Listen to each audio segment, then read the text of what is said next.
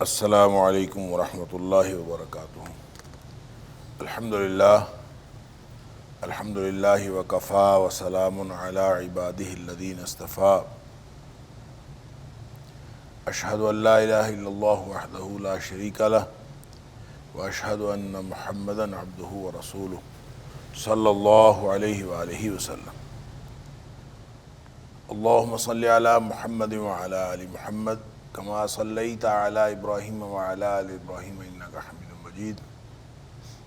اللہم بارک علی محمد وعلی آل محمد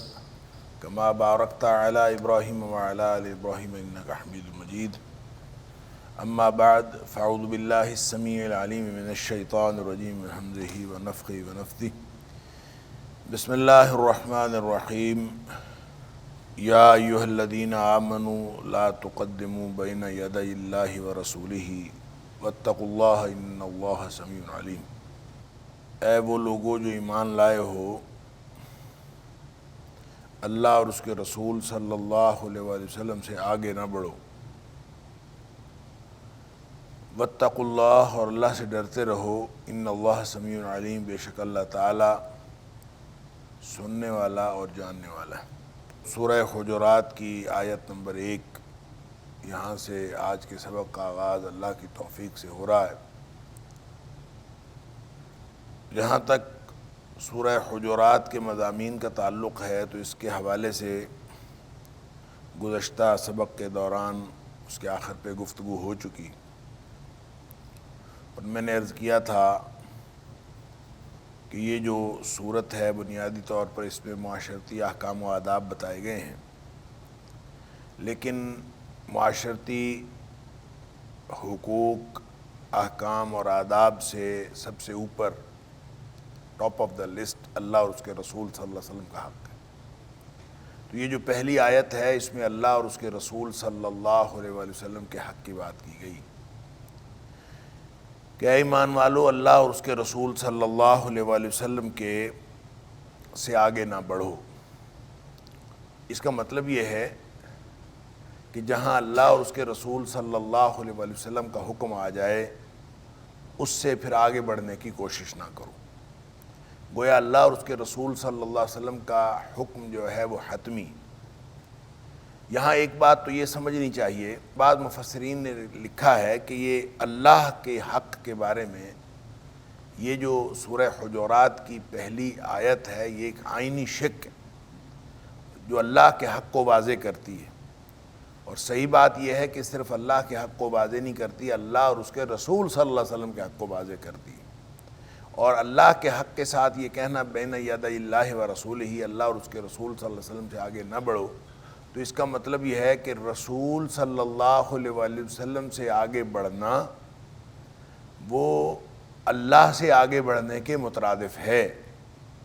کیونکہ نبی کریم صلی اللہ علیہ وآلہ وسلم بھی اللہ کے بھیجے ہوئے ہیں۔ نبی کریم صلی اللہ علیہ وآلہ وسلم کا ہر حکم جو ہے وہ اللہ کی طرف سے نازل کردہ ہے۔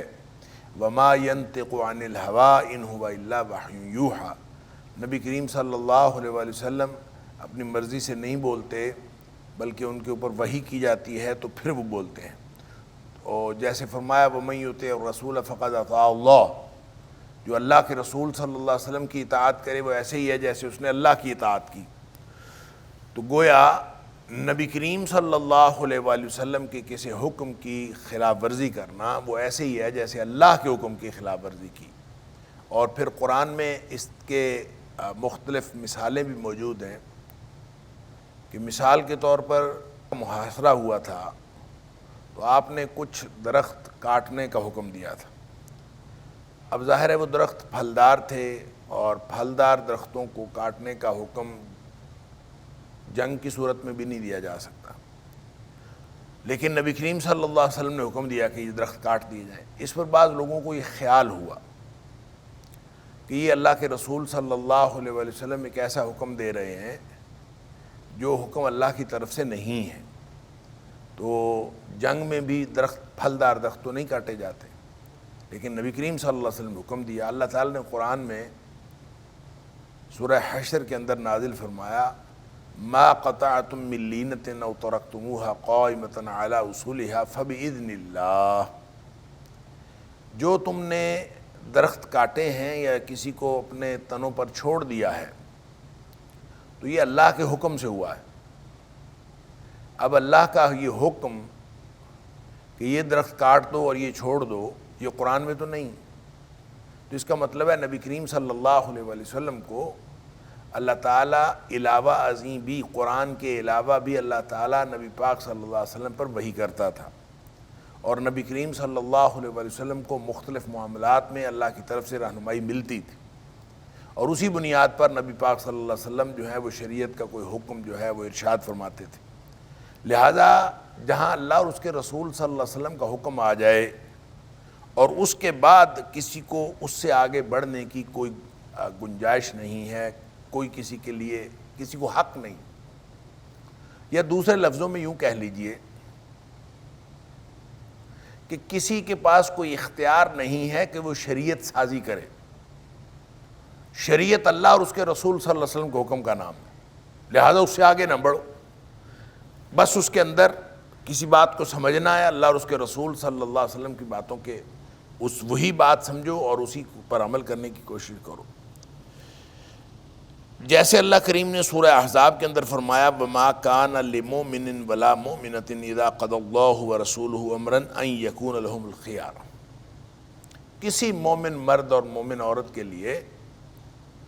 کوئی اختیار نہیں ہے جب اللہ اور اس کے رسول صلی اللہ علیہ وسلم اس کو حکم دے دیں کسی بات کا، یعنی کسی بات کا حکم اللہ دے دے یا اللہ کے رسول صلی اللہ علیہ وسلم دے دیں، تو مومن کے پاس اس حکم کو مانے بغیر کوئی اور راستہ رہتا ہی نہیں، کوئی اور اختیار رہتا ہی نہیں۔ اور وَمَن يَعْصِ اللَّهَ وَرَسُولَهُ، اور جو اللہ اور اس کے رسول صلی اللہ علیہ وسلم کی نافرمانی کرے فَقَدْ ضَلَّ ضَلَالًا مُبِينًا، تو وہ یقیناً جو ہے وہ کھلی گمراہی میں جا پڑا۔ تو اللہ اور اس کے رسول صلی اللہ علیہ وآلہ وسلم کے یعنی یہ سیدھا سیدھا راستہ ہے، دو ٹوک کیا، جیسے نبی پاک صلی اللہ علیہ وسلم نے فرمایا تھا کہ میں تم میں دو چیزیں چھوڑ کر جا رہا ہوں، اور تم ہرگز گمراہ نہیں ہوگے جب تک تم ان دو چیزوں سے چمٹے رہو گے، اور وہ دو چیزیں کیا ہیں؟ کتاب اللہ و سنتی، لن تضلوا ما تمسکتم بہما، تم ہرگز گمراہ نہیں ہوگے اگر تم ان دونوں چیزوں سے چمٹے رہو گے۔ تو اس کا مفہوم مخالف یہ ہے کہ تم لازماً گمراہ ہو جاؤ گے اگر ان دونوں چیزوں سے نہیں چمٹے رہو گے، یعنی کوئی اور چیز کی طرف کسی اور چیز کی طرف جاؤ گے تو تم لازماً گمراہ ہو جاؤ گے۔ حضرت ابن عباس رضی اللہ تعالیٰ عنہ لا تقدموا بین یدی اللہ ورسولہ کی تفسیر کرتے ہیں۔ امام طبری نے حضرت ابن عباس رضی اللہ تعالیٰ عنہ کو قول نقل کیا ہے کہ اللہ یہ فرماتا ہے وَلَا تَقُولُوا خِلَافَ کتاب اللہ وسنہ، کہ اس کا مطلب یہ ہے کہ کتاب و سنت کے خلاف کوئی بات نہ کی جائے۔ ابن عباس رضی اللہ تعالیٰ عنہ نے یہ اس کا مفہوم یہ پیش کیا ہے،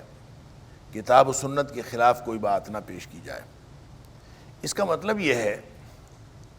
کہ جو شریعت ہے وہ صرف اور صرف اللہ اور اس کے رسول صلی اللہ علیہ وآلہ وسلم کے احکام کا نام، یہ ہے دین، یہ ہے شریعت،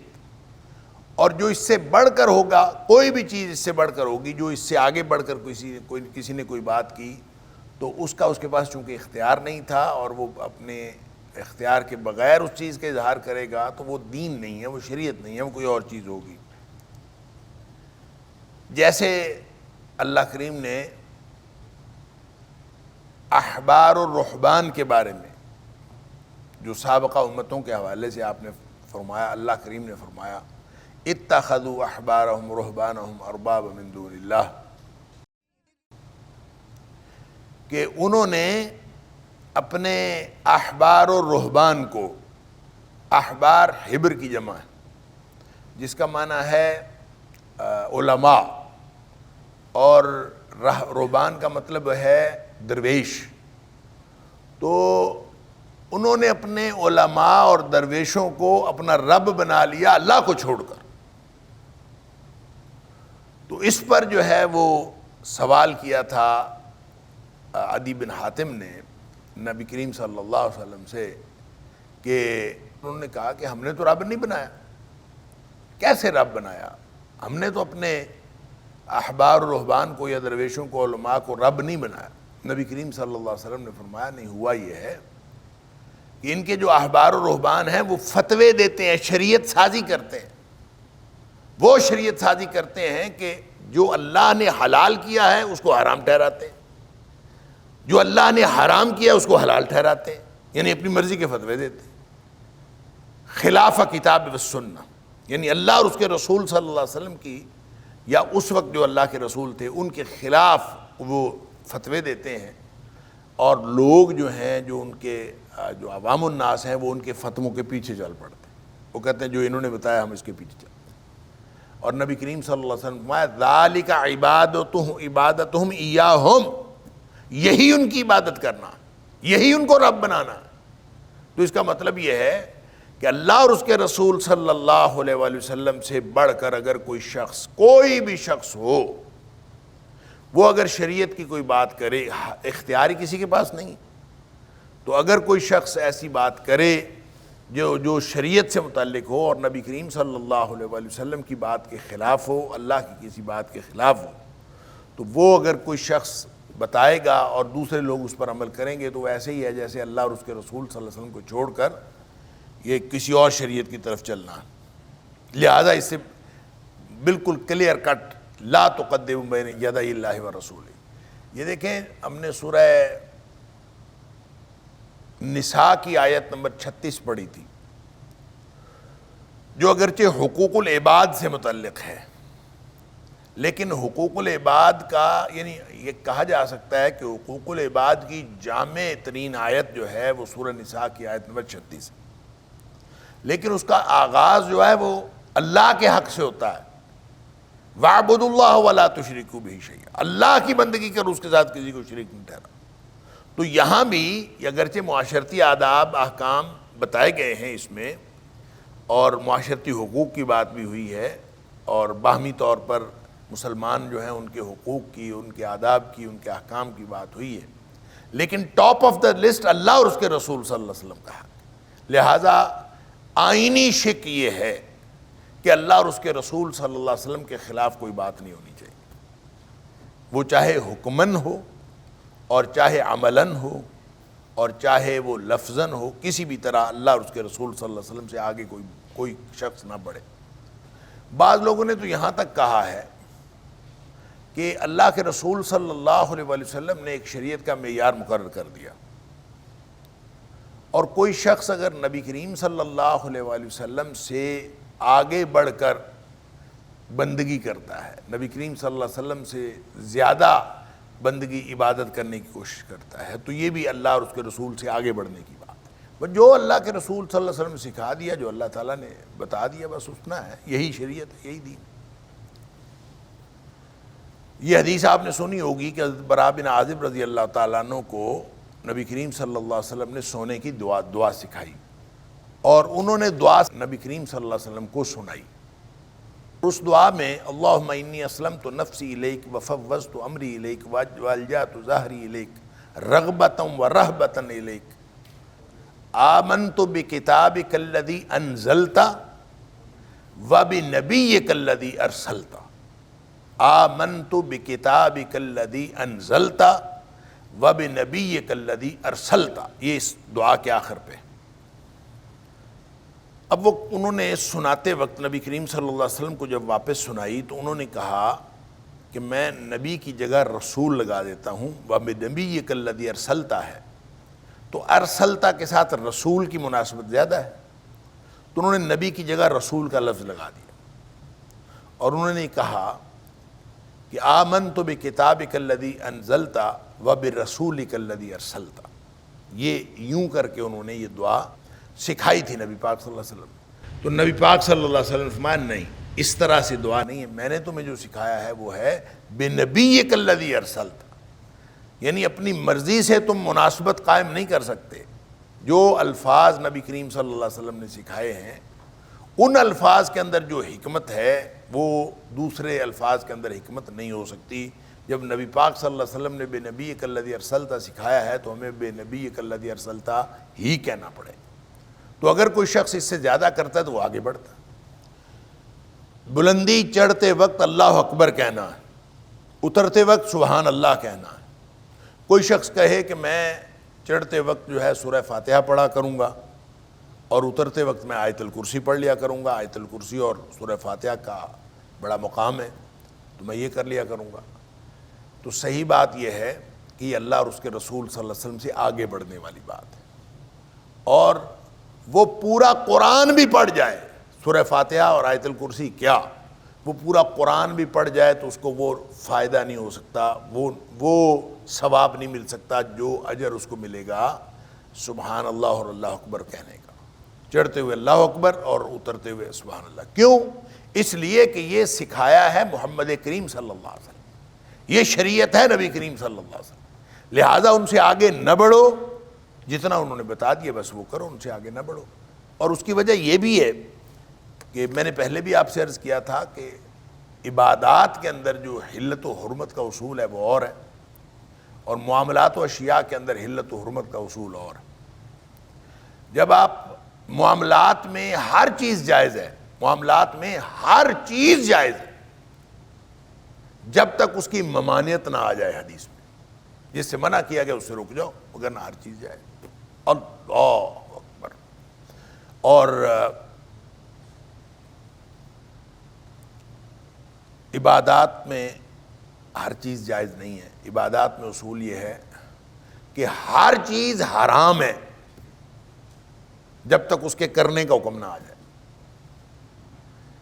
آپ یہ نہیں کہہ سکتے کہ میں جو ہے وہ رکعتیں ظہر کی 4 کی بجائے 5 پڑھ لیتا ہوں، اچھی چیز ہے نا تو میں 5 پڑھ لیتا ہوں، کسی ایک رکعت میں سجدے 3 کر لیتا ہوں،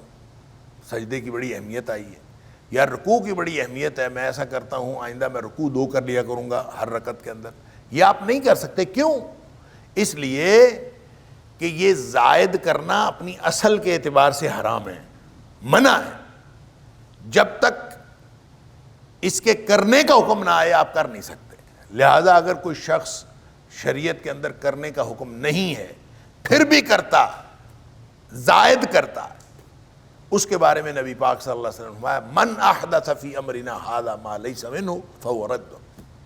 جو بھی ہمارے اس دین کے اندر کوئی نئی چیز پیدا کرتا ہے جو اس سے پہلے نہیں تھی فہو رد، وہ ریجیکٹڈ ہے، وہ اللہ کے ہاں مردود ہے، قابل قبول نہیں۔ اور پھر آپ نے فرمایا من عمل عملا لیس علیہ امرنا، کسی نے ایک بھی کام ایسا کیا کہ اس کے اوپر ہمارا حکم نہیں ہے، میں کہتا ہوں مدینے والے کی مہر نہیں، جس کام پر مدینے والے کی مہر نہیں ہے کسی نے ایک کام بھی کیا تو وہ اللہ کے ہاں ریجیکٹڈ ہے، فہو رد، وہ اللہ کے ہاں قابل قبول نہیں ہے۔ لہذا کوئی بھی شخص جتنے مرضی اچھے کام سمجھتا رہے، اللہ اور اس کے رسول صلی اللہ علیہ وآلہ وسلم سے آگے نہ بڑھے، بس جتنا نبی پاک صلی اللہ علیہ وسلم نے بتا دیا وہی دین ہے۔ البتہ جس چیز میں نبی کریم صلی اللہ علیہ وسلم نے رخصت دے دی، مثال کے طور پر نوافل ہیں، تو نوافل جتنے مرضی کوئی پڑھے جائز ہے، وہ آگے بڑھنا نہیں ہے، اللہ اور اس کے رسول صلی اللہ علیہ وسلم سے آگے بڑھنا نہیں ہے۔ جس چیز میں نبی کریم صلی اللہ علیہ وسلم نے رخصت دے دی اس میں اجازت ہے، کوئی شخص جتنا مرضی پڑھے، نوافل ہے، زائد نماز ہے، آپ جتنی نبی کریم صلی اللہ علیہ وسلم نے پڑھی اتنی پڑھیں گے تو یہ سنت ہے، مسنون ہے، اور اگر آپ اس سے زائد نماز پڑھیں گے تو وہ جائز ہے، کیونکہ نبی کریم صلی اللہ علیہ وسلم نے نوافل اپنی مرضی سے زیادہ پڑھنے سے روکا نہیں، آپ نے اس کی اجازت دی بھی کہ کوئی شخص جتنا مرضی پڑھ لے۔ لہٰذا لوگ جو ہیں وہ جتنا مرضی، یہ رمضان میں بڑا مسئلہ کھڑا ہوتا ہے کہ تراوی جو ہے وہ 8 ہے کہ تراوی 20 ہے، بڑا ایک شور مچتا ہے ہر رمضان۔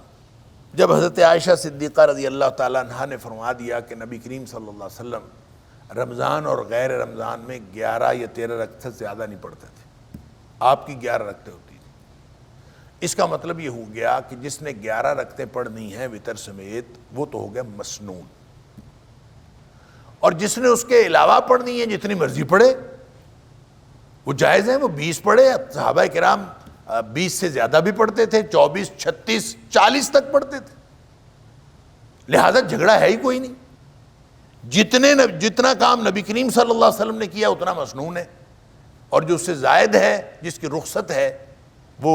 نوافل ہیں اور وہ کیا جا سکتا ہے، اس کی گنجائش ہے، وہ جائز ہے۔ اور جس کی نبی کریم صلی اللہ علیہ وآلہ وسلم ممانعت فرما دی ہو اور جس کے اندر رخصت نہ دی ہو اس کے اندر کوئی ایسی رخصت نہیں ہوتی۔ بہرحال جتنے بھی احکام ہیں شریعت کے اس میں اللہ اور اس کے رسول صلی اللہ علیہ وسلم کی بات سے آگے نہ بڑھو، یہ آئینی شک ہے سورہ حجرات کی پہلی آیت، واتقوا اللہ، ہر معاملے میں اللہ سے ڈرتے رہو۔ جب سورہ نساء کے اندر اور مختلف جگہوں پہ سورہ مائدہ کے اندر جہاں جہاں قانونی حکم اللہ کریم نے بیان فرمائے ہیں اس کے ساتھ واتقوا اللہ واتقوا اللہ واتقوا اللہ، اللہ سے ڈرو۔ کیا مطلب؟ کہ مطلب یہ ہے کہ ایک نیت ہوتی ہے، ارادہ، اور ایک عمل ہوتا ہے، نیت اور عمل۔ یہ ایک تیسری چیز ہے تقوی، جو شریعت میں بڑی اہم اور ضروری چیز ہے۔ وہ یہ ہے کہ ہر کام صرف اس لیے کیا جائے کہ میں اللہ کی ناراضگی سے بچ جاؤں اور میں اللہ کی رضامندی حاصل کروں۔ ہر کام کی جو الگ مفصل نیت آپ کی ہے وہ ایک الگ نیت ہے، ہر کام کی نیت اور ہر کام کا جو عمل ہے وہ الگ ہے، لیکن ہر کام اس وجہ سے ہو کہ میں اللہ کی ناراضگی سے بچ جاؤں اور اللہ کی رضامندی حاصل کر لوں، اس کو تقویٰ کہتے ہیں۔ لہذا ہر کام کے اندر واتقوا اللہ واتقوا اللہ واتقوا اللہ۔ کیوں آگے نہیں بڑھنا اللہ اور اس کے رسول سے؟ اس لیے آگے نہیں بڑھنا کہ کہیں میرا اللہ ناراض نہ ہو جائے اور کہیں میں اللہ کی رضامندی سے محروم نہ رہ جاؤں۔ یہ ہے اتقوا اللہ۔ ہر لمحے اللہ سے ڈرتے رہو کہ کہیں اللہ کی ناراضگی اور اللہ کی ناراضگی نہ ہو جائے، اللہ کی ناراضی نہ ہو جائے اور اللہ تعالیٰ کی خوشنودی سے میں محروم نہ رہ جاؤں۔ ان اللہ سمیع علیم، بے شک اللہ تعالیٰ ہر چیز کا سننے والا اور ہر چیز کا جاننے والا ہے۔ یعنی کوئی بھی بات تم کرو گے، کوئی بھی عمل تم کرو گے، اللہ تعالیٰ اس کو سنتا بھی ہے، اللہ تعالیٰ اس کو جانتا بھی ہے۔ یا ایھا الذین آمنوا لا ترفعوا اصواتکم فوق صوت النبی ولا تجہروا لہ بالقول کجہر بعضکم لبعض ان تحبط اعمالکم وانتم لا تشعرون۔ اے ایمان والو، لا ترفعوا اصواتکم فوق صوت النبی، نبی کریم صلی اللہ علیہ وآلہ وسلم کی آواز سے زیادہ اپنی آواز اونچی نہ کیا کرو، اپنی آوازیں بلند نہ کیا کرو۔ نبی کریم صلی اللہ علیہ وسلم کی آواز سے زیادہ بلند اپنی آوازیں نہ کیا کرو۔ ولا تجہروا لہ بالقول، اور بات کرتے ہوئے اپنی آواز اونچی نہ کیا کرو، کجہر بعضکم لبعض، جس طرح تم ایک دوسرے سے بات کرتے ہوئے بات اونچی کر لیتے ہو، اونچی آواز میں بات کر لیتے ہو، ویسے تم نبی کریم صلی اللہ علیہ وسلم کے ساتھ نہ کیا کرو۔ ان تحبط اعمالکم، ایسا نہ ہو کہ تمہارے اعمال جو ہیں وہ سارے کے سارے ضائع ہو جائیں، وانتم لا تشعرون، اور تمہیں پتہ بھی نہ ہو، تم شعور بھی نہیں رکھتے کہ تمہارے سارے اعمال ضائع ہو چکے ہیں۔ اللہ، یہ جو آیت نمبر 2 سے لے کر آیت نمبر 5 تک ہے، یہ کہا جاتا ہے کہ یہ نبی اکرم صلی اللہ علیہ وآلہ وسلم کے حقوق ہیں۔ تو نبی پاک صلی اللہ علیہ وسلم کے حقوق اور آداب رسالت پر یہاں پہ بات ہوئی ہے۔ اگرچہ پہلی جو آیت ہے اس کے اندر بھی یہ بات شامل ہے کہ اللہ اور اس کے رسول صلی اللہ علیہ وسلم سے آگے نہ بڑھو، لیکن یہاں بالکل ایک دوسرے پیرائے میں نبی کریم صلی اللہ علیہ وسلم کے حقوق کی بات ہوئی ہے اور آداب رسالت کی بات ہوئی ہے کہ یا ایھا الذین آمنوا، اے ایمان والو، لا ترفعوا اصواتکم فوق صوت النبی،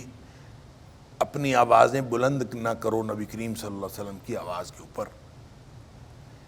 اللہ اکبر۔ اور آپس میں بات کرتے وقت بھی نبی کریم صلی اللہ علیہ وآلہ وسلم سے اس طرح سے بات اونچی آواز میں نہ کیا کرو جس طرح سے اونچی آواز میں تم آپس میں کرتے ہو۔ اس کے بارے میں، اس آیت کے شان نزول کے بارے میں ایک واقعہ نقل کیا گیا ہے بخاری شریف کے اندر کہ بنو تمیم کا ایک وفد آیا تھا، جس کا آگے بھی ذکر ہو رہا ہے۔ بنو تمیم کا ایک وفد آیا تھا نبی کریم صلی اللہ علیہ وسلم کے پاس، تو نبی کریم صلی اللہ علیہ وسلم نے ان کا امیر مقرر کرنا تھا۔ تو حضرت ابوبکر صدیق رضی اللہ تعالیٰ عنہ نے ان میں سے کسی ایک شخص کی طرف نشاندہی کی، اس کو امیر ہونا چاہیے۔ حضرت عمر فاروق رضی اللہ تعالیٰ نے کسی دوسرے کے بارے میں نشاندہی کی کہ اس کو امیر ہونا چاہیے۔ اب دونوں کا آپس میں اختلاف ہو گیا، یعنی حضرت عمر فاروق رضی اللہ تعالیٰ عنہ کسی اور کو کہہ رہے تھے، حضرت ابوبکر صدیق رضی اللہ تعالیٰ عنہ اقرا بن حابس کو یا کسی کو کہہ رہے تھے کہ اس کو امیر ہونا چاہیے۔ تو جب آپس میں ان کا اختلاف بڑھا تو آوازیں اونچی ہو گئیں، یعنی انہوں نے کہا کہ ایک نے کہا کہ تم تو میری مخالفت کرتے رہتے ہو، ان کا نہیں، میں تمہاری مخالفت نہیں کر رہا، میں تو میرٹ پہ بتا رہا ہوں کہ اس کو امیر ہونا چاہیے۔ یہ کرتے کرتے بات جو ہے وہ آواز بلند ہو گئی، اللہ اکبر۔ کہتے ہیں اس موقع پر یہ آیت نازل ہوئی کہ نبی کریم صلی اللہ علیہ وآلہ وسلم کے سامنے اپنی آواز اونچی نہ کیا کرو۔ اس کے بعد راوی کہتا ہے کہ حضرت عمر فاروق رضی اللہ تعالیٰ عنہ ساری زندگی نبی کریم صلی اللہ علیہ وسلم کے سامنے اتنی آہستہ آواز سے بات کرتے تھے کہ نبی کریم صلی اللہ علیہ وسلم کو دوبارہ پوچھنا پڑتا تھا کہ عمر تم نے کیا کہا۔ ہمیشہ اتنی آہستہ آواز سے بات کرتے، اس قدر گویا صحابہ کرام جو ہے وہ قرآن کی بات پر اور نبی کریم صلی اللہ علیہ وسلم کی بات پر عمل کرنے والے تھے، اور جو ہی پتہ چل جاتا جس بات کا بس اس کے بعد وہ اس طرح عمل کرتے تھے کہ ساری زندگی حضرت عمر فاروق رضی اللہ تعالیٰ عنہ آہستہ سے بات، جتنی آہستہ ہو سکتی تھی نبی کریم صلی اللہ علیہ وسلم کے سامنے اتنی آہستہ آواز میں بات۔ نبی پاک صلی اللہ علیہ وسلم کو پوچھنا پڑتا عمر تم نے کیا کہا ہے، تو ہمیشہ وہ کہتے ہیں بالعموم نبی پاک صلی اللہ علیہ وسلم کو دوسری دفعہ پوچھنا پڑتا تھا کہ عمر تم نے کیا کہا ہے۔ پہلی دفعہ نبی کریم صلی اللہ علیہ وسلم کو سمجھ نہیں آتی تھی، اس لیے کہ اتنا آہستہ بولتے تھے۔ اللہ اکبر۔ اسی طرح ایک واقعہ ثابت بن قیس کا بھی ہے۔ ثابت بن قیس رضی اللہ تعالیٰ عنہ بڑے جلیل القدر صحابی تھے، ان کی آواز بلند تھی، ویسے ہی آہنگ، جیسے بعض لوگوں کی پچ آف وائس بلند ہوتی، وہ بات کرتے ہیں تو وہ آواز ان کی نکلتی اونچی ہے۔ بعض لوگوں کی جو پچ ہے وہ پچ آف وائس وہ تھوڑی ہوتی ہے، وہ جتنا مرضی اونچی بولیں وہ آواز ان کی پست ہی رہتی۔ بعض لوگ جتنا مرضی پست کریں آواز ان کی اونچی رہتی۔ تو ثابت بن قیس رضی اللہ تعالیٰ ان لوگوں میں سے تھے جن کی آواز بلند رہتی تھی۔ اللہ اکبر۔ تو وہ تو گھر بیٹھ گئے، اتنا افسوس ہوا ان کو۔ وہ کہتے ہیں یہ اس سے مراد میں ہوں، اونچی آواز تو میری ہے۔ تو اللہ کریم نے قرآن میں کہہ دیا کہ تم اونچی آواز میں بات کرتے ہو، تمہارے سارے اعمال ضائع ہو گئے، تو میرے تو سارے اعمال ضائع ہو گئے، میں تو جہنم میں چلا گیا۔ اللہ اکبر۔ اتنے افسوس کے ساتھ گھر بیٹھ گئے، اور نبی کریم صلی اللہ علیہ وآلہ وسلم نے پوچھا، کچھ دن نہیں نظر آئے تو آپ نے پوچھا کہ وہ کدھر ہے، تو بتایا گیا کہ وہ گھر میں ہے اور وہ آتا نہیں ہے، وہ کہتا ہے کہ میری آواز بلند ہے تو میں تو جہنمیوں میں سے ہو گیا، میرے اعمال ضائع ہو۔ تو نبی کریم صلی اللہ علیہ وآلہ وسلم نے فرمایا لا بل ہوا من اہل الجنہ، وہ اہل النار میں سے نہیں ہے۔ وہ کہتا تھا نا میں تو اب اہل النار میں سے ہوں، نبی پاک صلی اللہ علیہ وسلم نے فرمایا لا بل ہوا من اہل الجنہ، وہ تو جنتیوں میں سے ہے، وہ جہنمیوں میں سے نہیں ہے، وہ تو جنتیوں میں سے۔ صحابہ کرام نے جا کے اس کو بتایا کہ نبی کریم صلی اللہ علیہ وسلم نے تیرے بارے میں یہ کہا ہے کہ تو جنتیوں میں سے ہے۔ تو صحابہ کرام فرماتے ہیں کہ پھر اس کے بعد ہم ثابت بن قیس کو چلتے پھرتے دیکھتے تھے تو ہم اتنا رشک کرتے تھے کہ یہ جنتی ہے، یعنی جنتی شخص جو ہے وہ پھر رہا، کیونکہ ان کے بارے میں نبی پاک صلی اللہ علیہ وسلم فرماتے۔ اللہ۔ بعد میں پھر وہ شہید ہوئے یمامہ کی جنگ میں، جب مسیلمہ کذاب کے خلاف جنگ ہوئی ہے، تو اس جنگ میں جب ایک دفعہ مسلمانوں کا پلڑا جو ہے وہ ہلکا ہو رہا تھا، اور جو مسیلمہ کذاب کی فوج کا پلڑا بھاری ہو رہا تھا، اور ایسے لگ رہا تھا جیسے مسلمان جو ہیں وہ تھوڑا سا ریٹریٹ کر رہے ہیں، تو اس نے پھر عین اس وقت کہتے ہیں کہ وہ صحابہ کہتے ہیں ہم نے دیکھا کہ انہوں نے ثابت بن قیس نے وہ خوشبو لگائی ہوئی تھی جو میتوں کو لگاتے ہیں،